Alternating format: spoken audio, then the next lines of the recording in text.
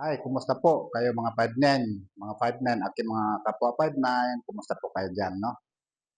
Bali po mga ka-5'9",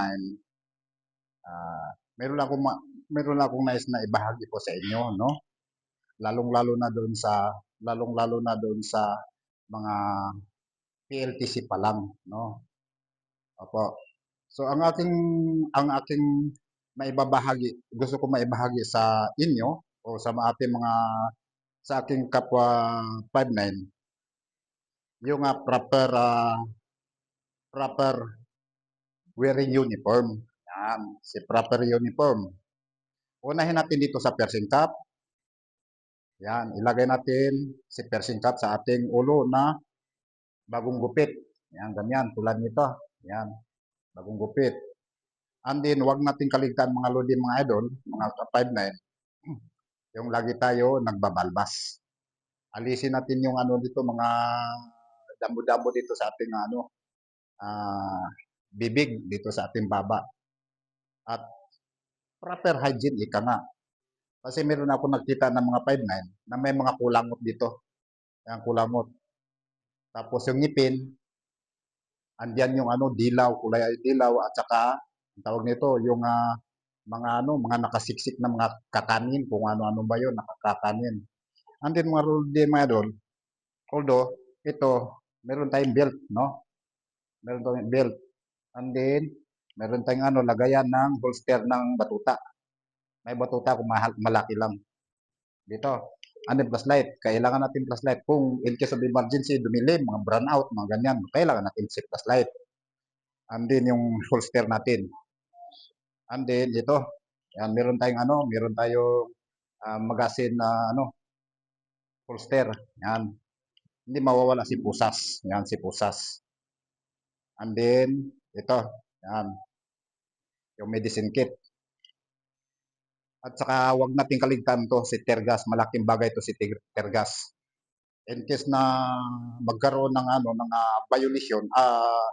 violence, nawala mo yung nabali yung kapapalo mo yung batuta mo, so meron kang may sikan ka pa dito, sikan option. So may Tergas ka. O, nagamit ko na to noon. Inubos ko talaga sa tao yung Tergas ko, mga lodi, mga idol. Proper uniform tulad nito. Yeah. Proper uniform. Iwasan natin mga lodi, mga idol. Mga ka-5'9", yung uniform natin ng gusot-gusot. Kasi dapat kailangan yung parang meron tayong palikpik dito sa gilid. Yan. Ito. Yan. O, di ba? Proper uniform, nakaplansa lagi. Isusot natin si uniform. Ang ating uniform plansado. Plansado siya. And din yung mga buds natin, ito, mga paraphernalia, dapat makintab yan, malinis. Malinis siya. Kasi mga 5'9", yung mga kliyente natin, kahit hindi man natin kliyente o customer, sino pa man bata, matanda, babae, malalaki, pupunta sa iyong kinaroroonan, maiilang na sa iyo yan. Ibig sabihin nun, imbis na babastusin ka, hindi nila kayang bastusin ka dahil dito pa lang sa pagtingin pa lang sa iyo, naiilang na sila, nasisilaw na. Oo, nasisilaw na dahil kagalang-galang, ika nga, karespeto. Dahil itong profesyon natin, hindi naman to basta-basta na kinukuha lang dyan sa barangay hall. Kinukuha natin itong natin, profesyon natin, nanggagaling to sa Kampo Krami. Authority tayo sa Kampo Krami. Doon nagmula yung lisensya natin, security license. Kaya nga, meron tayong batas na Republic Act 5457 is amended by Security Agency Law. Yan, di ba? So, ibig sabihin, legal tayo. Oo. Isuan tayo ng baril.